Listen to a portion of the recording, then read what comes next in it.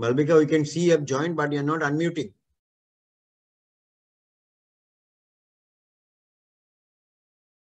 Hello. We'll discuss the case of benign parotid swelling. Dr. Milind Alokji will be presenting the case. And with us today is Dr. Sanjay Devakshi. He is a very renowned teacher in Calcutta. He is involved in both postgraduate and teacher for MRCS and FRCS classes. So Dr. Sanjay Devakshi will be with me today. So Milind, you present the case. You can take Malvika afterwards. So, good morning, sir. I'm going to present a case of a parotid swelling. Good morning. My patient, a 55-year male, a school teacher by occupation, presented with the chief complaint of a swelling below, behind, and in front of the right ear for the past 6 years. The swelling was below, behind, and slightly in front of the right ear. The swelling was gradual in onset. It progressively increased in size. It was painless, and there were no aggravating or relieving factors. Related to the swelling, related to the change in size of the swelling. There was no history of fever or redness of the skin around the swelling. There was no sudden increase in size or pain during chewing. There was no swelling on the other side. There was no facial asymmetry, dribbling of saliva, inability to close the right eye, inability to open the mouth, swelling in the neck, weight loss, decreased appetite or weakness, cough, headache, or seizures. The past history: patient is a known hypertensive on regular medications with no previous surgeries and no history of tuberculosis or contact with a person with tuberculosis. Sleep, appetite, bowel, and bladder habits are normal. There is no history of smoking, tobacco consumption, or alcohol intake, and no known drug allergies.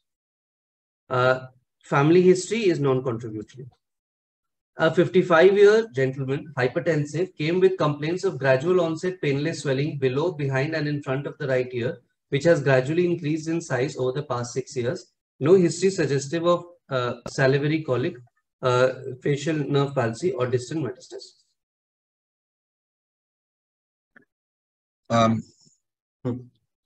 I think you can finish up the what is your... Yeah. Yes, I think let's finish up the examination and then we'll take it from there. Yes. Yeah. On examination on general survey, the patient is well oriented to time, place, and person, well hydrated and of average build. Patient is afebrile. Vitals are stable. There is no pallor, icterus, cyanosis, clubbing, or generalized lymphadenopathy or pedal edema. Jugular venous pressure is normal. On examination of the parotid gland on inspection, there is a solitary globular swelling below, behind, and in front of the right ear lobule, 6 centimeters into 6 centimeters. This swelling raises the right ear lobule. The retromandibular groove is obliterated. Surface is smooth with well-defined margins, and the skin over the swelling is normal. The swelling becomes less prominent on opening the mouth. There are no scars, sinuses, or dilated veins or scars. The contralateral side, the neck and oral cavity are within normal limits. Mouth opening is normal and face is symmetrical. On palpation, the temperature over the swelling is normal. The swelling is non-tender, firm in consistency, having a smooth surface, does not move beyond the zygomatic arch, less mobile on clenching the teeth, not involving the skin or the underlying structures, with the Stenson's duct palpable and normal. On bimanual palpation, the deep lobe is not palpable. There is no discharge from the opening of the duct, and the Stenson's duct is normal. The examination of the oral cavity, the mouth opening is normal. There is good oral hygiene, no caries or staining of teeth, and overall it is within normal limits. On examination of the facial nerve, there is no facial asymmetry. The forehead creases and nasolabial folds are intact and symmetrical. The patient is able to close both eyes and there is no deviation of the angle of mouth. On examination of the neck, no palpable cervical lymphadenopathy is noted. In summary, 55 years gentleman, hypertensive, presented with the chief complaint of a painless swelling below, behind, and in front of the right ear, gradual in onset and progressive in nature. There is no history of pain, fever, facial nerve paralysis, or distance metastasis. There is solitary 6 into 6 centimeter globular swelling in the right parotid region. Non-tender and firm in consistency was noted. It had well-defined margins, not involving the skin or underlying structures. The mass seems to be limited to the superficial lobe and the Stenson's duct is normal. The facial nerve is intact and there is no cervical lymphedema. My provisional diagnosis is this is a case of a tumor of a right parotid gland in a 55-year-old hypertensive male, likely of benign etiology. Go back to the history part, history of present illness, and then let's start. So essentially, the first question is, why did you call this a parotid swelling? So, The first question. Sir, this would be a parotid swelling because it is seen that the swelling is characteristically in the parotid region, sir, presenting below, behind, and slightly in front of the ear, and also that it slightly raises the lobule. As the swelling is progressing, it is slightly raising the lobule of the ears, right here, sir. Excellent. But can you define for me the parotid region? I mean, if you call it a parotid, the first question is, I mean, you have other salivary glands. You have the sublingual, the submandibular. Why is this called the parotid? Why not subauricular? Why parotid? What does the term parotid mean? So, I'm not It is sure. of Greek origin, Milind. It's of Greek origin. It means parotid, around the ear. Okay. That is why this has this name parotid.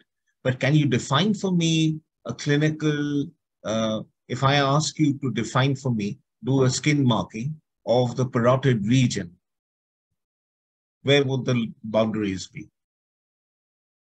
So superiorly we would have the zygomatic arch.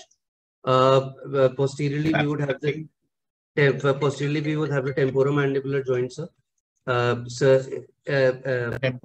Posteriorly, do you think it's the temporomandibular joint? So sorry, sir. Mastoid process. Absolutely. If you draw a perpendicular from the mastoid to the anterior border of the sternocleidomastoid, absolutely right. Okay, posterior. And so anteriorly the mandibular ramus, and inferiorly the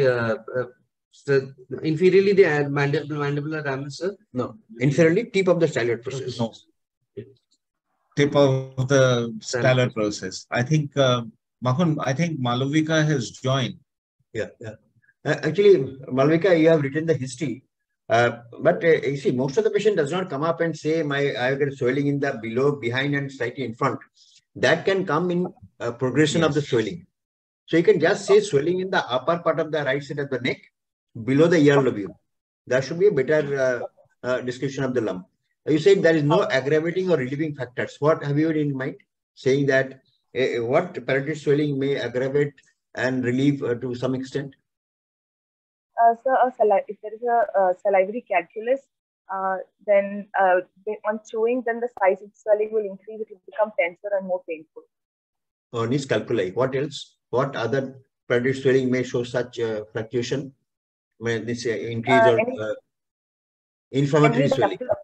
Inflammatory swelling. Yes. Okay. So next. There is no. We have discussed that. But how common is to have a parotid swelling metastasis in the distant organs? So chest and neck is common, and base of skull. But otherwise, it should not metastasize the rest of the body. Okay. So if you have a parotid swelling and you have headaches and seizures, what would your concern be? What sort of a swelling would give you a parotid swelling can give you headaches and seizures? So if that was metastasizing to the base of the skull, it could have. Which type of tumor, parotid tumor, would give you this sort of a feature, and why? I'm sorry, sir, I'm unaware. The adenoid cystic carcinoma is prone to perineural extension, and as a result of which, even before you do the primary surgery, sometimes they've spread along the nerve because it's situated at a point just at the base of the skull.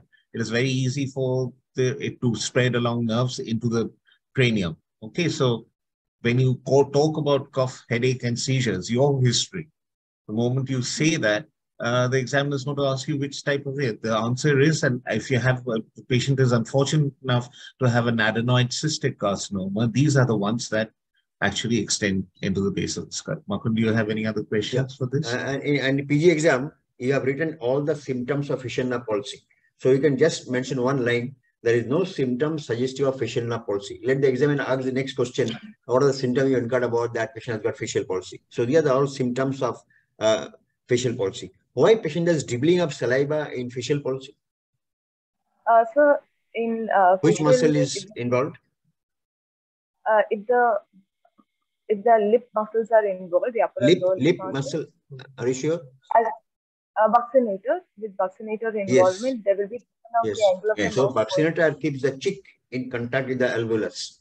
So once the buccinator is paralyzed, there is accumulation of saliva in this vestibule of the mouth. Sulcus. Yes. Okay. First, next.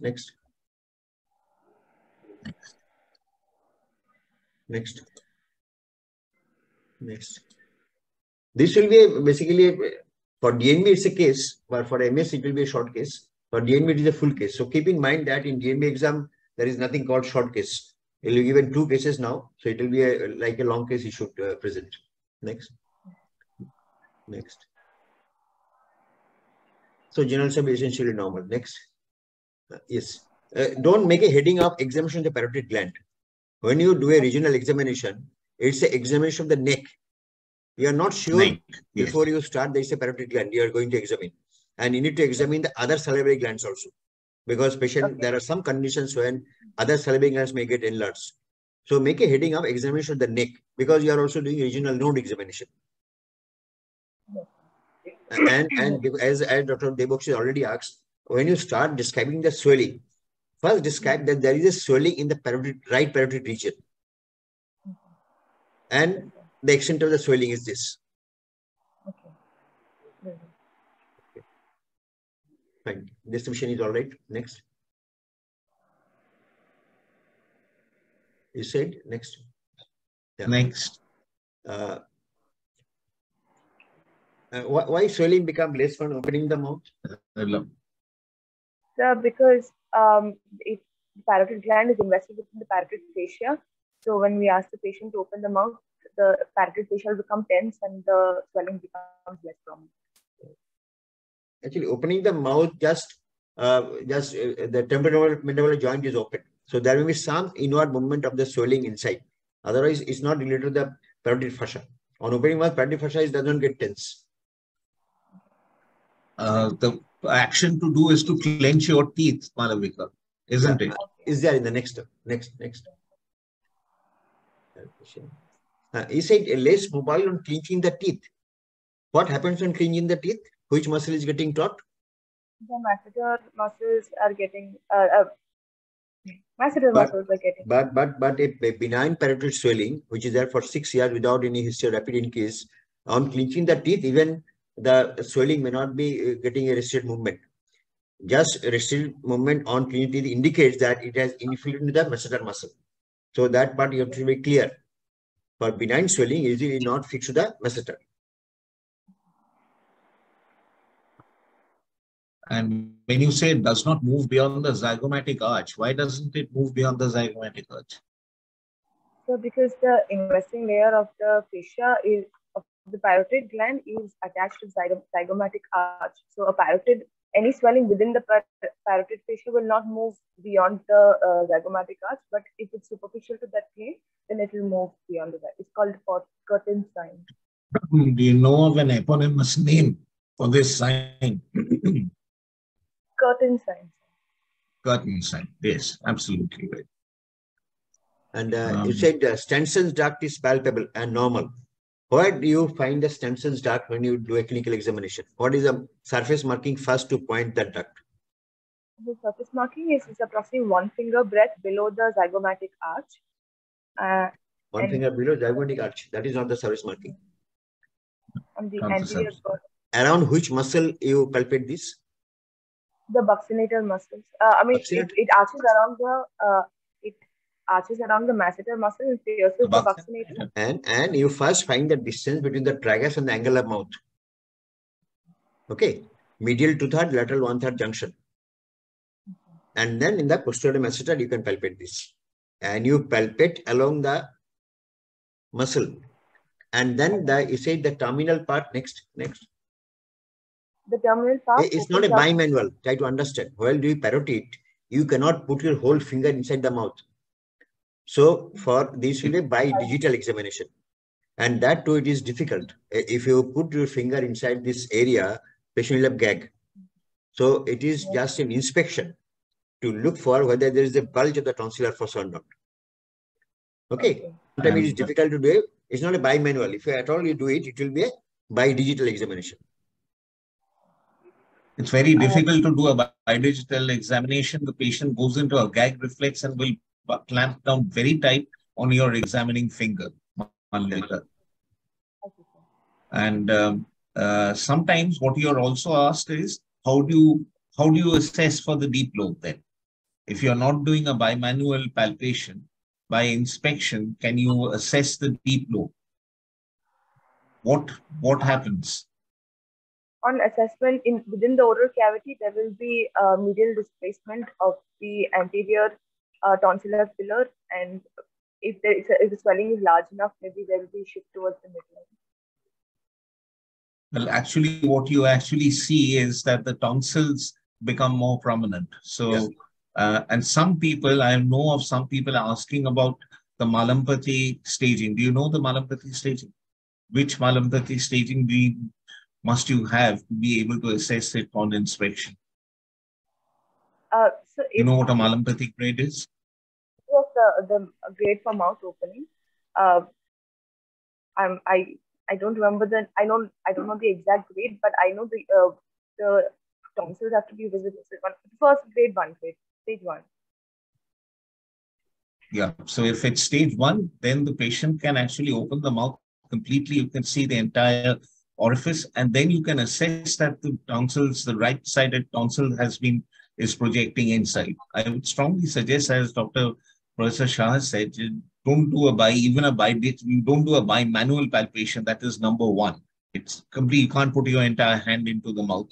You also, for a bidigital examination, it is very difficult. I have personally found it very difficult to reach that area because the patient goes into a gag reflex and you're always worried that the patient might clamp down on your examining finger. Isn't that right, Professor Shah? Yeah. So this you can do just for example, the duct. Once you palpate the duct and the masseter, you can feel the terminal part of the duct by digital examination in the vestibule of the mouth, not in the inside the oral cavity. Is in the vestibule of the mouth. How do you find the stencil duct opening in the oral cavity?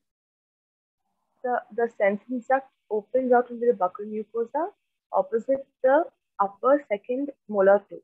Yes, in the vestibule of the mouth. The vestibule of the mouth. Okay, next. Oral cavity, yes. Next.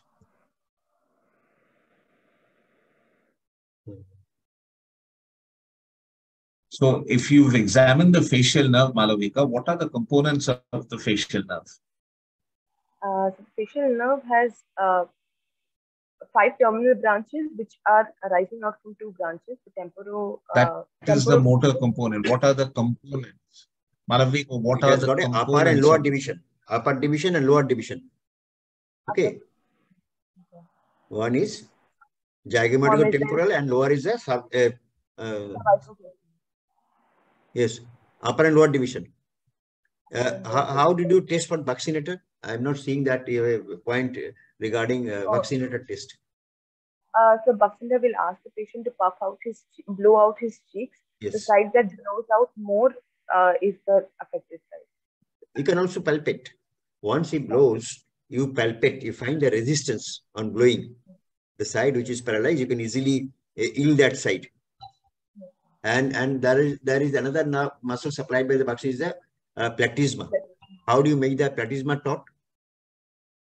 So we ask the patient to touch the tongue to the roof of the mouth. You ask the patient to stretch. You ask the patient to stretch the neck skin. That raises the platysma. What are the other muscles supplied by the facial nerve, Malvik? So the frontalis, which is what causes the forehead creasing.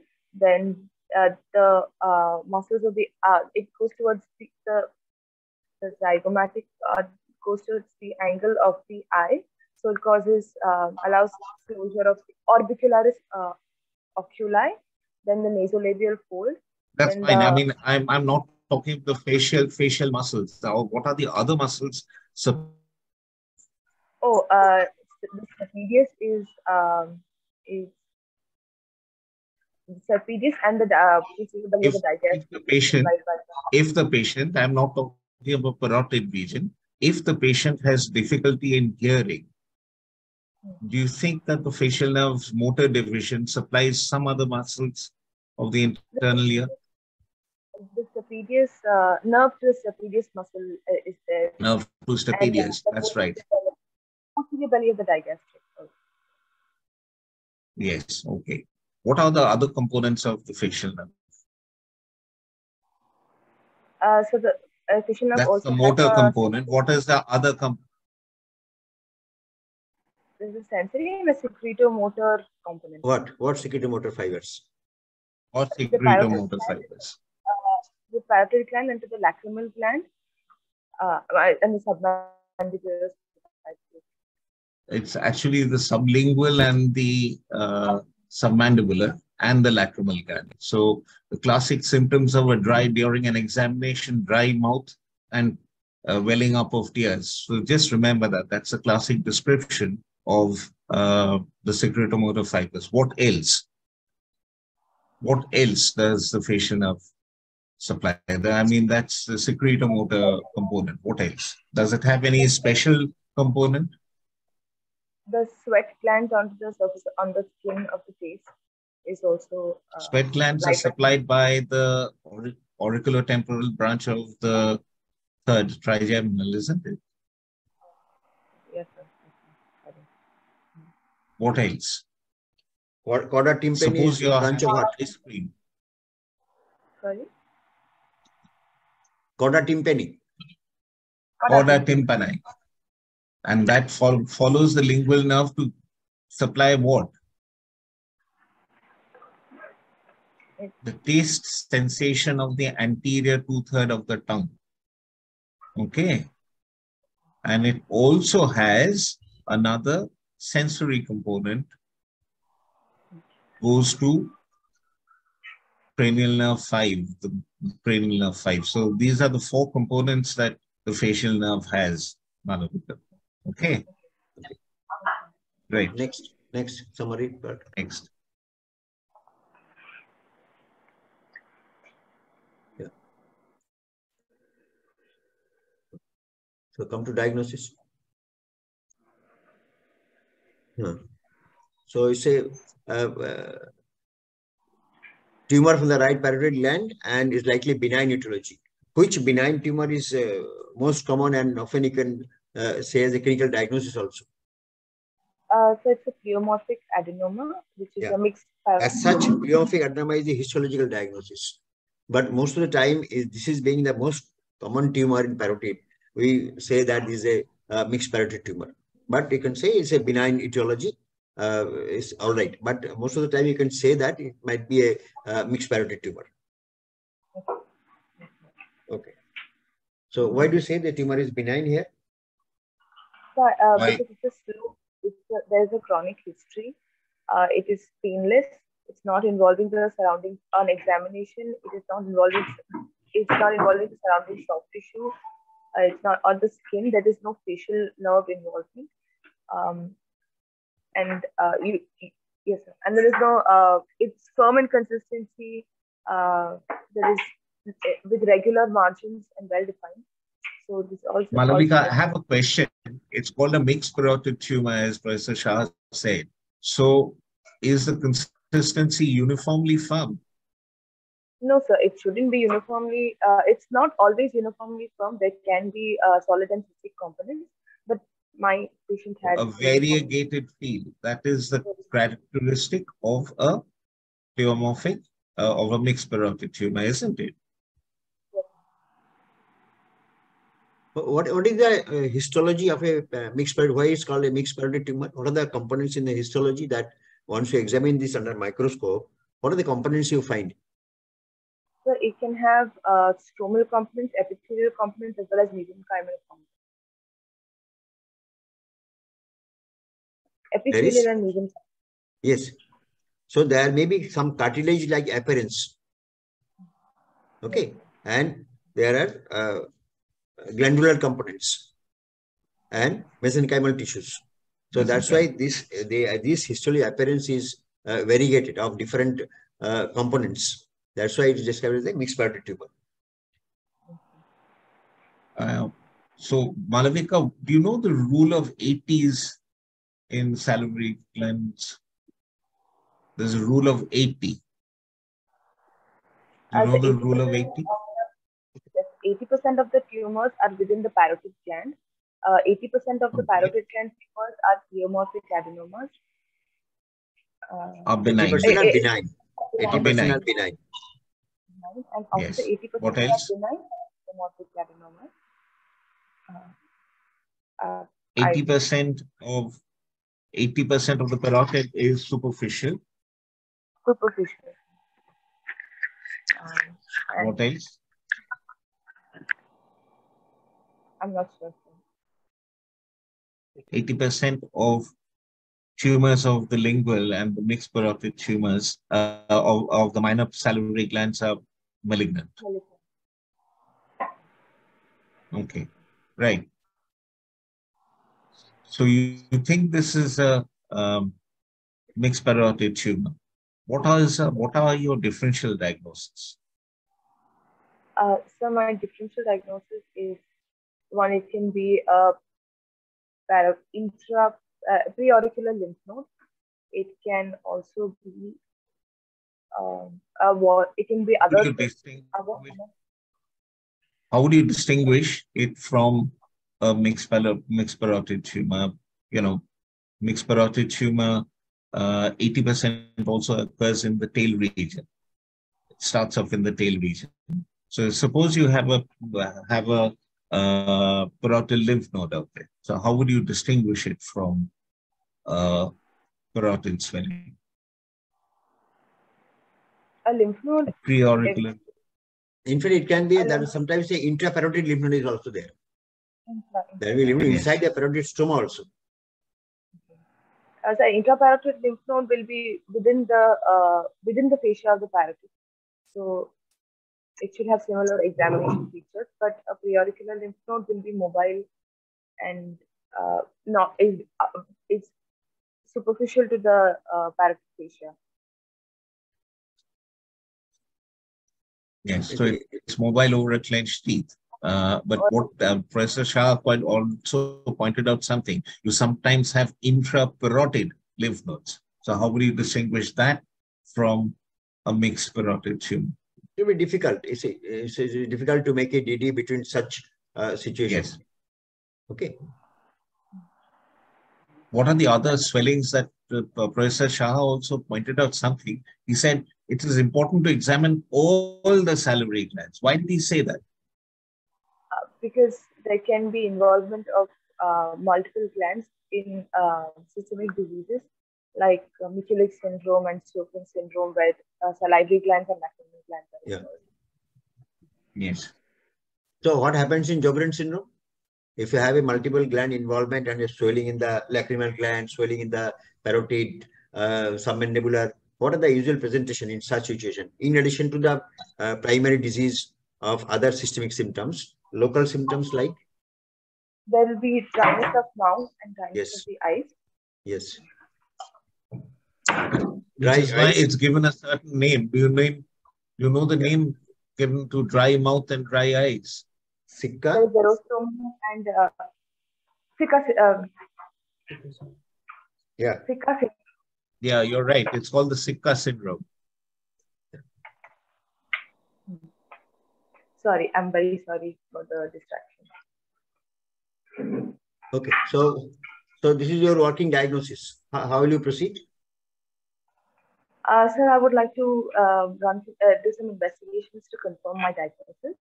ultrasonography of the parotid region and an FNAC to confirm my diagnosis. And don't end up with parotid region also, because you have the cervical nodes also to be excluded. So you do ultrasound of the neck itself.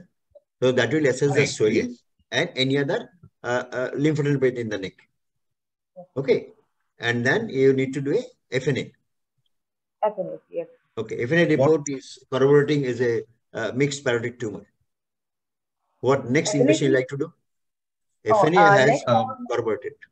Yes. Makun, can I just yes. I'm just going to ask, what percentage of FNA positive? So FNA will only, what percentage are positive? I don't know, sir. There have been plenty of studies which have said it's about positive in 96%. But just in case it's negative, what will you do? Your FNA is negative. Your pathologist says, I'm sorry, but I can't give you a diagnosis. So we can do a repeat FNA after 6 weeks. Would you add something? Can you do an ultrasound guided FNA to make sure? Because you see, this is a mixed parotid tumor. You have to target the solid component, isn't it? So it might be better to do an ultrasound guided FNA, which has a pickup rate of about 99%, which is very good. Excellent. But would you just tell me one thing? I mean, is there any role for true cut, a blind, note my words, a blind true cut biopsy? No, sir, because a blind true cut biopsy will predispose, can have the risk of facial nerve injury or even hemorrhage for that. Absolutely. So that's and it is said that the minimum biopsy in parotid will be a superficial parotidectomy. If you at all need a histology diagnosis, which FNSA cannot give, the next biopsy should be superficial parotidectomy. Okay, that is a minimal biopsy for parotid. It should not be a true cut unless it is a fixed tumor, anaplastic, nothing is movable. In that case, you can consider doing it true cut. If it is a fixed mass in the region of the parotid. Do you like to do a CT scan in this? Malavika tell you whether this is a superficial part of the gland involvement or the deep part of the gland involvement? Is there any investigation that can show you the facial nerve? Because that's the distinguishing part, isn't it? The facial nerve force can be seen on an MRI. So if there is any, on clinical examination, we will be able to... Facial nerve is never seen on any investigation, Malavika. But there's something that is seen that distinguishes the deep lobe from the superficial. The retromandibular vein and the external carotid artery also cross the plane, the facial-venous plane of Patty. So I'm not sure. I'm not sure of the answer. Hello? Can you hear me, sir? Yes. You're audible. I'm not sure of the answer, but the retromandibular vein and the external carotid artery also cross the facial-venous plexus of Patty. So, okay, suppose this is a patient who has got a description you have given, and clinically there is no deep lobe involvement, the swelling is mobile. After doing ultrasonography, do you need to do a further imaging? If the FNA says it's a benign swelling and there's no clinical involvement of the deep lobe, I would not go for any investigation to see the deep lobe involvement. Yeah, it's a 3 or 4, 5 centimeter swelling which is mobile, deep lobe not involved. You are not such a malignancy. There is no indication for doing a further imaging in the form of CT or MRI. But you have a suspicion of malignancy, and you're not sure about the deep lobe, and there is some suspicion of swelling getting infiltrating the local structures. In that case, a CT or MRI has to be done. Otherwise, for a routine mixed parotid tumor, a further imaging is not required. Okay, so if it is a benign mixed parotid tumor, what should be the plan of treatment in this patient? So I will explain to the patient. What are you going to explain to the patient? What treatment you need and what will the outcome of treatment?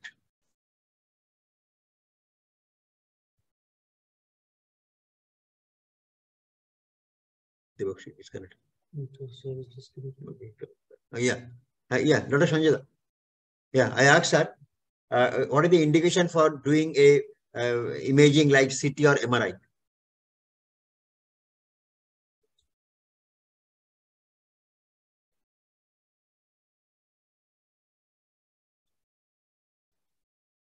Malvika, you are muted. So Malvika's connection is on, so Sanjay is muted. Hello.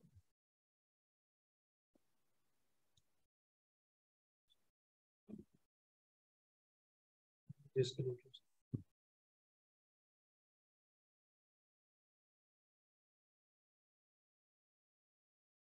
Sir, you are muted, sir.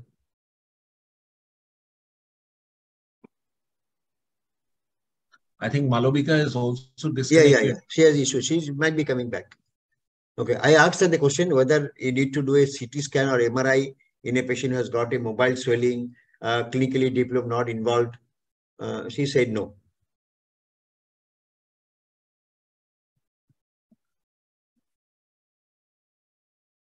So, will we expect Milind to take on? Yeah. Yes, sir. So the investigation is ultrasound and FNA has been done, and preferably ultrasound guided FNA. Yes, sir.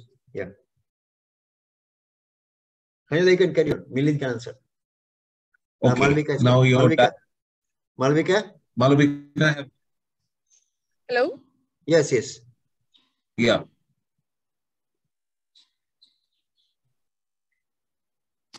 Malvika, can you hear us? I can't hear anything, sir. Hello. Yeah. We can hear you. Can you hear us? I'll just rejoin. I'm very sorry.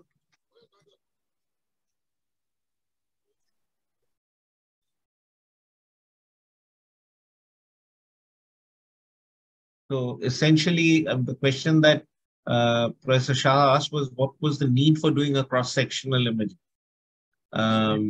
If there is involvement of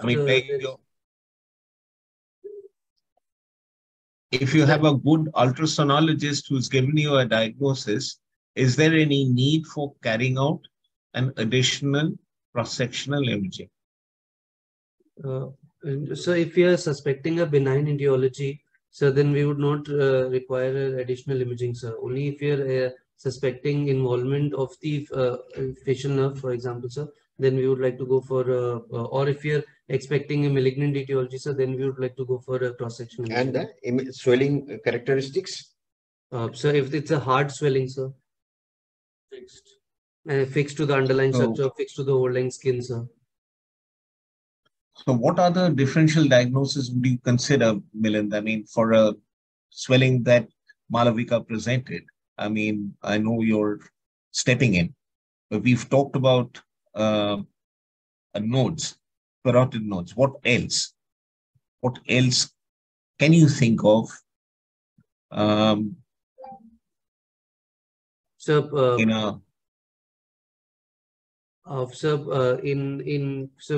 can also be a case of acute parotitis, but then there would be pain and inflammation, yes. Signs of inflammation. So there can be, if there is bilateral parotid involvement, so we would like to think for an infective etiology like mumps. So if there is pain, sudden pain, especially during chewing and especially during eating, we would like to think of a stone obstructing the duct, which leads to pain and increase in size of the parotid, sir. And so if there is a sudden increase in the size of a long-standing swelling with a mild amount of pain and along with the presence of nodes, so we would like to think for a malignant etiology. Another condition known as benign etiology, recurrent hyoidinitis. Okay, chronic recurrent hyoidinitis. Okay. Now, the other question that I, as a patient, I'm entitled to ask you, Milind, is that this is a slow-growing tumor, and you've confirmed that this is a benign. I don't want to go in for surgery. Why would you try to convince me? Because surgery has some what is the complications. necessity for surgery in this patient? Dr. Debakshi is saying that he is concerned that it's a slow growing 6 years down the line. Why do you need to advise him to get operated?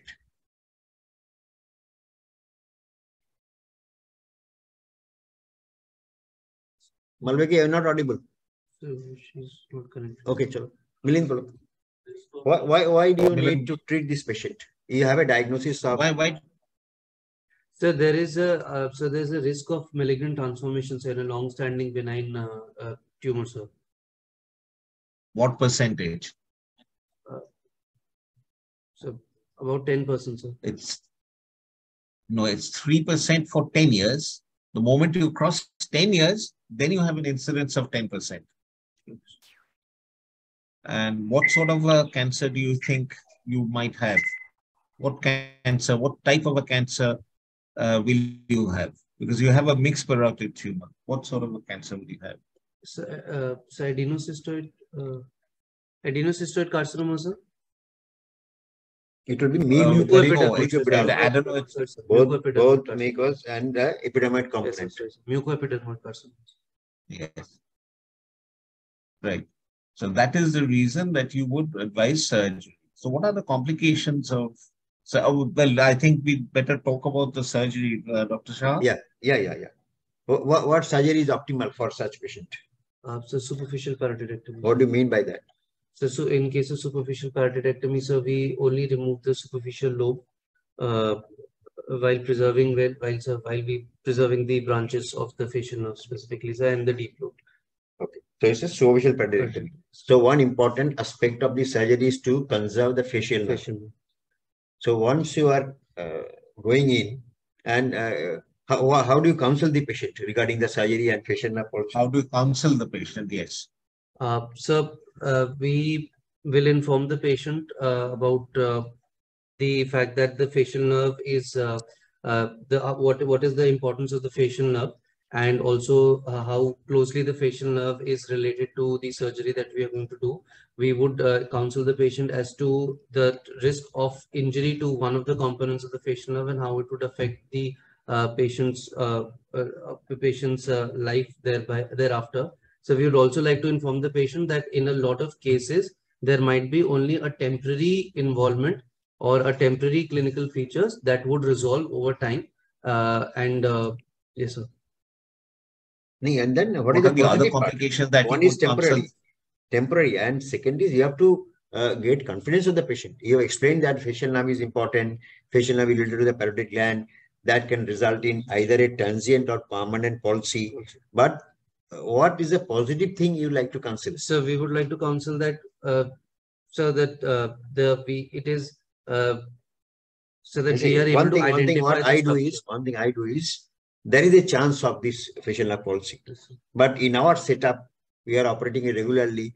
Our incidence of this sort of palsy is very minimal. So you have to give a positive part of this. Otherwise, patient may not opt for surgery. So you have to tell that fact. This can happen. It can be a temporary. It can be permanent. It can be a one or two branch, or it can be in a trunk. Sometimes, if you are not cautious, you can injure the trunk also. And second part is you have to give a positive counseling that in our setup, we are doing this surgery on regular basis. Our incidence of this is very less, maybe around 1%, something like that. So that patient gets a confidence, yes, he can do the surgery here. What do you feel, Sanjay? Yes, absolutely right. But what are the other complications? For example, you're removing the entire superficial part of the parotid gland. What happens to the secretion of the deep lobe? So the secretion of the deep lobe, so many times it forms a collection in the region underlying the skin, sir. Another complication, psilocybin. Yes, psilocybin, and it can result in a parotid fistula. Parotid fistula. Now you've done surgery and this patient now says, you know, doctor, whenever I'm chewing, whenever I'm looking at food, there's sweating of this area, the So that is area in front of the ear. Yes, so that would so that is Fraze syndrome, sir. How? That is due to the regeneration of the fibers of the uh, uh, Which nerve supplies the secretomotor fibers to the parotid gland? This is the auriculotemporal branch. auriculotemporal nerve, sir. Yes. Auricular branch of the Auriculotemporal. glossopharyngeal nerve. So the regeneration of those fibers leads to this sweating, sir. Every time there is a gustatory sensation, there is sweating over the skin. When there is injury to this nerve, So this nerve regenerates and supply what? Get connected to the the sympathetic fibers, which supplies the skin. Skin. On regeneration, these nerve get attached to this sympathetic supply of the skin. As Professor Shah said, there's a crossover. The parasympathetic hooks onto the sympathetic supply, and therefore you have the parasympathetic now going at places that shouldn't have gone to. It's a sort of an illegal liaison, you can say.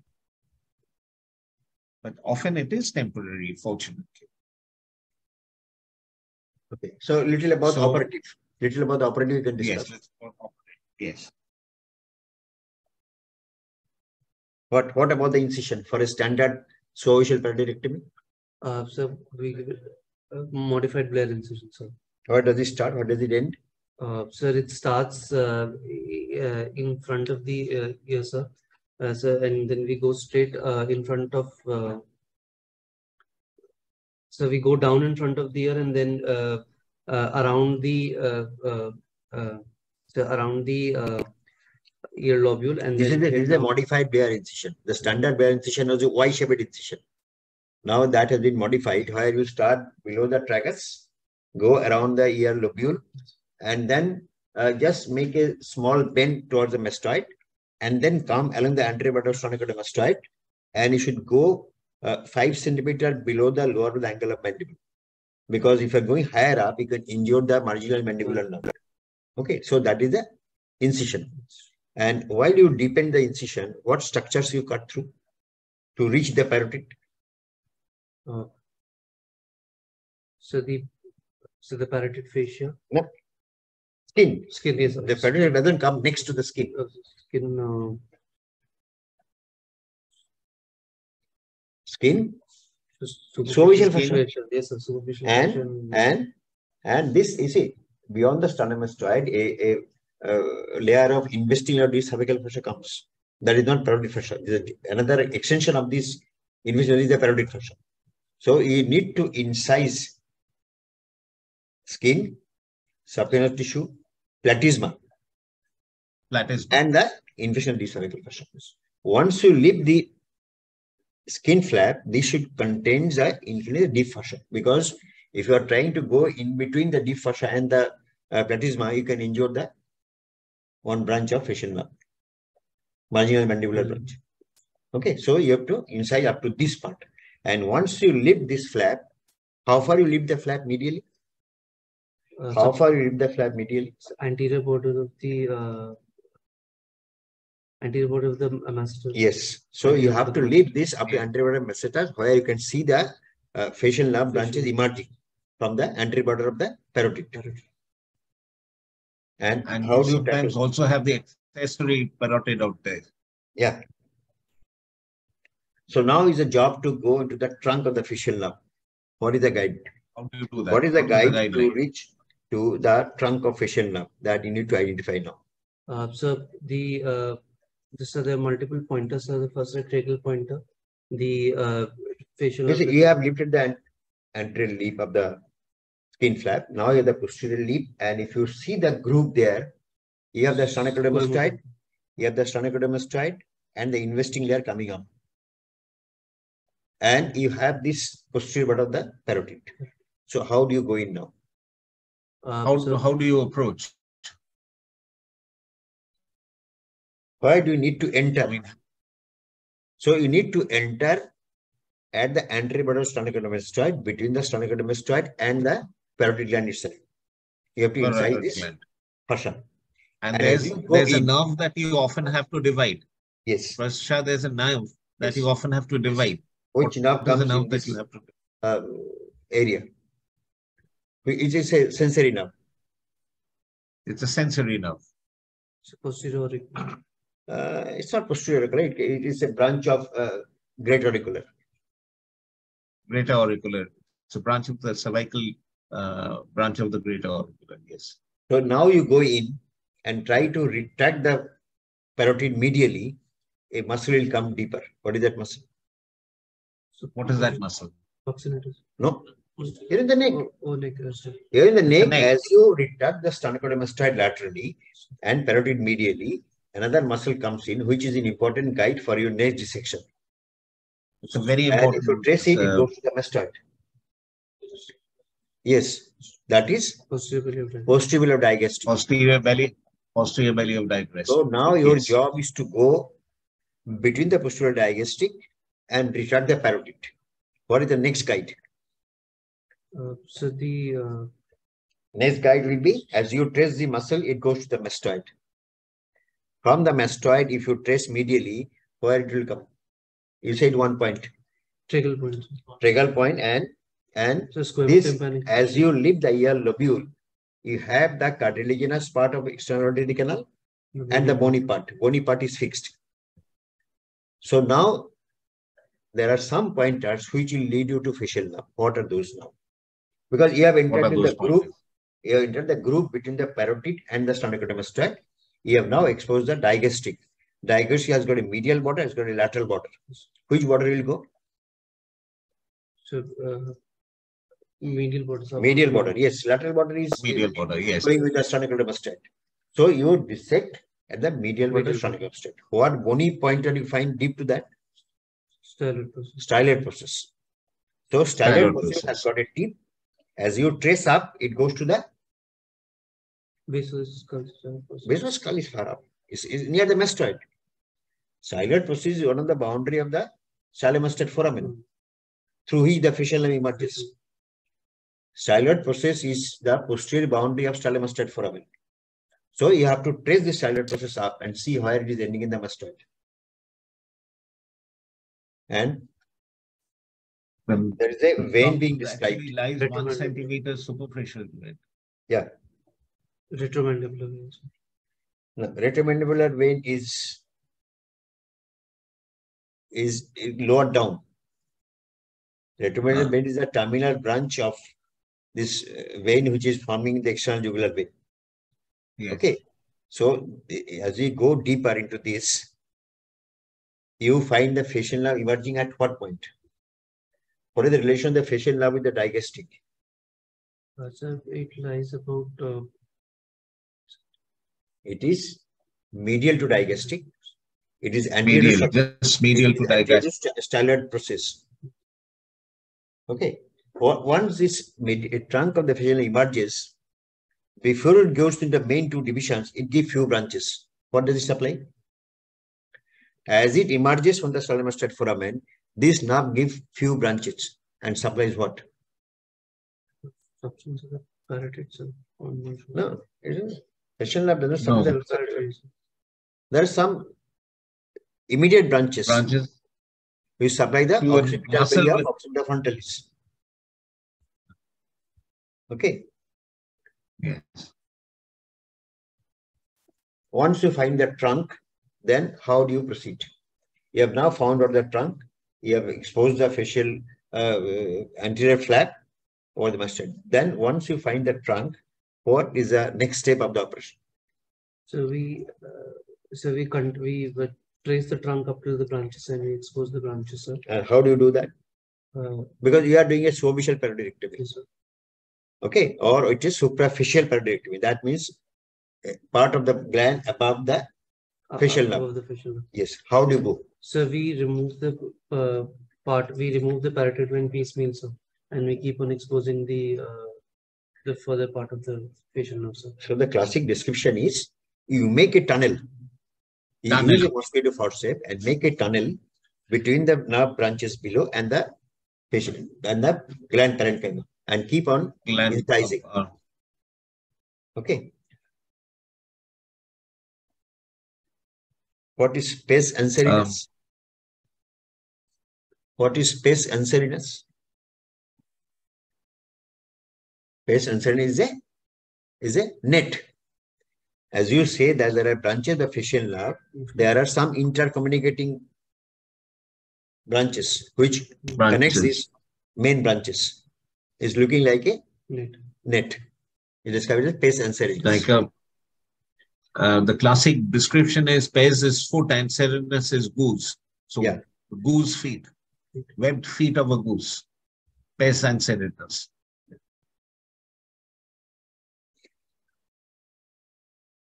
Yes. And oh, we reached 9. So, yeah.